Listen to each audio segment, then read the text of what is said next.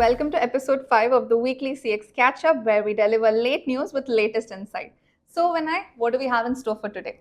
Harshini, last week I happened to see a viral tweet about the lack of transparency in a quick commerce app. The replies and quotes were all filled with people sharing their negative experiences with the app. So what the app generally does is it lets people add items to the cart and it shows one particular amount in the cart. But when they move to the payment page, the amount is a bit higher.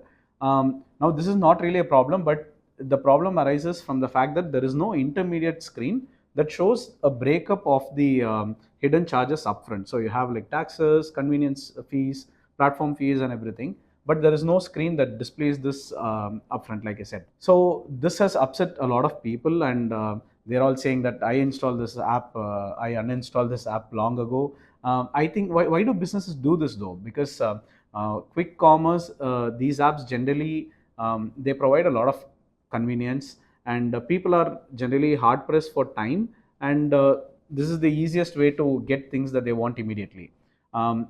But this lack of transparency, it leads to lower customer trust, and I think businesses have to take a relook at this and stop using such dark patterns, as they are called in UI UX lingo, and they have to do better generally.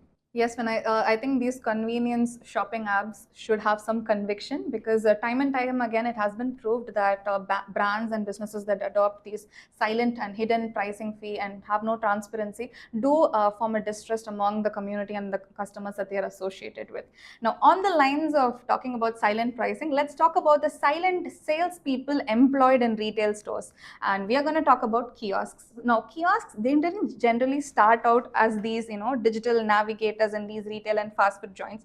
They were once in airports and libraries in the 70s and 80s as just tools helping humans find information and route without depending on another human. And come 2010 and the growth of commerce and online shopping, their usage grew, and a lot of brands found ways to employ them in their own retail store to bring together a digital and a physical shopping experience. And today they not just serve as a self-checkout counter, but they also do something very interesting. At least that's what Business Insider says. So when you are in front of a kiosk, especially in a fast food joints, the time that you spend in front of the kiosk is more than the time you spend in front of a human salesperson, and you spend 10% more. It's very interesting because you do not have a human salesperson looking at your food choices and judging you based on it, and you also have more time to customize your order. So that is one thing about these kiosks that are popping up everywhere in retail and fast food industries. So kiosks, besides enabling self-service, they're also, instead of acting as a dark pattern, they are giving customers a warm nudge to spend more, right? Definitely, and I think the brands that are employing kiosks will definitely agree to it. Right. So for the last story of this episode, we have a refreshing one from Canada. It involves a beverage company called Molson's and their partnership with the Professional Women's Hockey League. So earlier, the names of the players used to be printed on the upper back of the jersey, and since women players generally have longer hair, their names used to get hidden. So Molson observed this, and what they decided to do is they decided to print their branding on the upper back and move the names of the players below the jersey number, thereby making their name more clear. Molson has been a self-proclaimed supporter of hockey for a long time, and this move shows that they care for the visibility of women in sports.